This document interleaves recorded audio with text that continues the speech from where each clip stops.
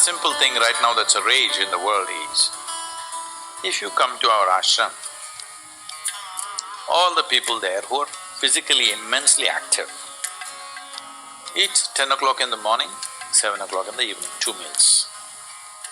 How many doctors have been telling me that they will die of malnourishment, this will happen, that will happen, you must do this, you must do that. I eat only 1 meal a day most of the days. 1 big meal I eat and that's it. And doctors telling me, no, Sadhguru, the way you're traveling, this will happen, that will happen, you must eat at least once in 4 hours, something you must eat. I said, leave me alone, I'm doing fine. But now, a big university in America comes up with this called intermittent fasting. It's not nonsense, it's good, but they rediscovered something that we have known forever. Now everybody is saying there must be a 16-hour gap. Then all your ailments will go away. What the hell were we saying all these thousands of years? The simple thing is, there are many aspects to this, psychological, physiological. But now cancer is on the rise in the world. A cancerous cell is like a criminal in the society. All of us have in our bodies. Only if they become… their concentration becomes more than what they should be, or they gang up and locate themselves in one place, they become like organized crime. There are pickpockets in Kochi, I'm sure. Hello? There are small-time criminals, individually operating in twos and threes. We don't take it very seriously, we'll leave it because it happens. But suppose all 100 of them got organized into a organized crime, now we will crack down. Because we know now it becomes a threat to the society. Similarly, cancerous cells are like this. Criminals, they're moving around, doing some damage. Their only problem is, right now, they're generally eating about 8 to 12 times more than what the other cells are eating. So if you just give sufficient break between one meal and the other, most of them will die because they cannot survive. This is something we've been talking forever. But now they've discovered it with $1 billion research.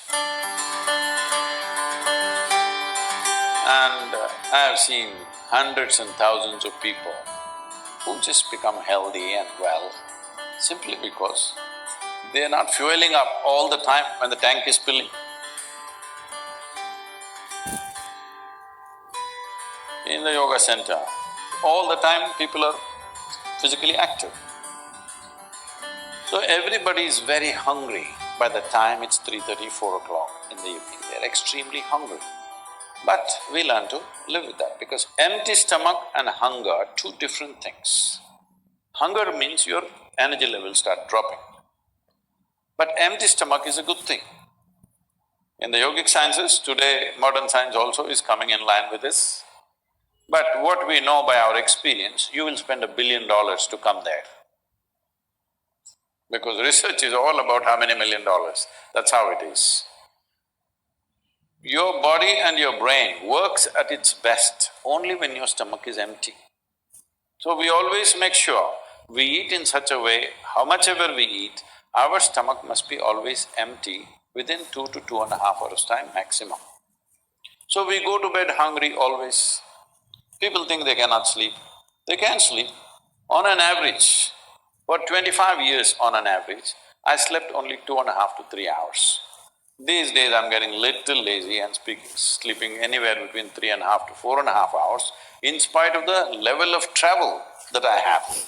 I generally eat only 1 meal, 4:35 in the evening, because I don't like to sit in front of the plate and worry about how much to eat. I like to eat well. So, 4:35 in the evening, if I eat a meal, it's only next day. Is this enough? Am I looking okay? Hello? Because any correction and purification that needs to happen in the body, your stomach needs to be empty, it's very important. Otherwise, the purification on the cellular level will not happen. You pile up things and then you have all kinds of problems. When you don't touch the food, you do not know what it is. If food is not good enough to be touched, I don't know how it's good enough to be eaten. The cleanliness of your hands is entirely in your hands. The cleanliness of the fork is not entirely in your hands. The first thing that's been taught to us is, if food appears in front of you, to hold your hands upon the food for a few moments, just to feel how the food is. If something appears on my plate, if I just feel this, I know what to eat and what not to eat, what I should not eat. I don't taste it and then reject it, I just don't eat.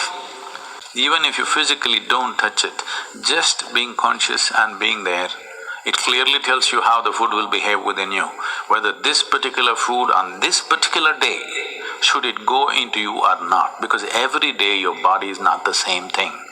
Every day, every moment it's different. If you feel the food, you just know whether this food has to go into you on this day or not. If that much awareness is brought in, we don't have to go on telling people what they should eat. Every meal they must decide what they should eat in that meal. There is no one prescription that this is what you should eat for your life. That will feel too claustrophobic, that only this I can eat. Your selection of food and consumption of food also must happen consciously. More than what you eat, how you eat it is also equally important. When I say how you eat it, these are all live substances. Every one of them had a life of their own, whether it's a plant, animal, vegetable, every one of them had a life of their own. Now in some way, you're making food out of it, you must consume it with utmost gratitude. If you approach it with a certain sense of gratitude and reverence towards the food that you eat, when I say reverence, it may feel like too much for you, but I'm asking you, let's say we put you in a room and you had nothing to eat for 5 days. If God appears in front of you, what will you ask for? Food. So that's how important it is. You must understand the food on your plate is not just a substance, it is not a material, it is not a commodity, it is life. It is the life-making material for you. So you must treat it as such. Right now, when it's on the plate, when it's out there, it has no value, but the moment you consume it and it becomes your flesh and blood, now suddenly it's of immense value. Why do we live like this? It's very important, when it comes on your plate itself, you must treat it as a part of yourself. With great reverence, you must consume. Just the way you consume it, if you change that, food will behave very differently within you. This is what consciousness means. If people say your consciousness has no impact on your life, only chemical structures have impact, I'm very sorry for them, because that's not how life works.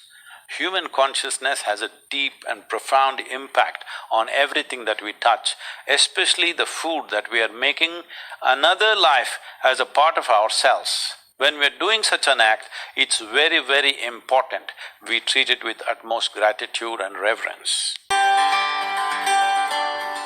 I want to tell you, there is no such thing as good habit and bad habit. Habit means you are functioning unconsciously. If you're functioning unconsciously, that's a bad thing, because the whole thing about being human is we are capable of doing things consciously. That is the beauty of being human, that we can do everything consciously. What an animal does unconsciously, we can do the same thing consciously. We can eat unconsciously, or we can eat consciously. We can breathe unconsciously, or we can breathe consciously. Everything that we can do it consciously. The moment we do something consciously, suddenly that human being looks very refined and wonderful. Just because somebody walks and speaks consciously, doesn't he become a beautiful human being? Yes or no? That's all. So why is it that we're trying to develop habits as if there's a good thing? Habit means fixed realities, where you don't have to think. You get up in the morning and it'll happen to you. No, don't try to automize your life. That is not efficiency, that is the efficiency of the machine. This one is supposed to function intelligently and consciously. Nobody is expecting it to function like a machine. So, about food and stuff, food must be suitable for the body that we eat for. It is for the body. This is a building material for this body, the food that you're eating. What is the appropriate food? Unfortunately, it's all messed up right now. Traditionally, we ate very sensibly in this country, but these 1,000 years of innovations have brought other kinds of food cultures, and today the national diet is pizza or pasta. What is it? Which is one? I don't know. Both were competing. So, we are losing our sense about food. It's definitely time to look at what is the most suitable thing. If I go into that food, it's a very long process, but you must experiment with food, not just by the tongue, but by the body. You eat something today and see, just learn to observe how agile and how active your body feels after eating this food. If it feels like it wants to go to the grave, that's not good food. If it feels like it wants to be alive after eating this, except coffee, because that's a stimulant. If you eat food and your body feels very agile and alive, that means it's good food, body is liking it. If you eat something, it feels dull, that means it's not liking it, it's having difficulty with it, that's why it feels dull.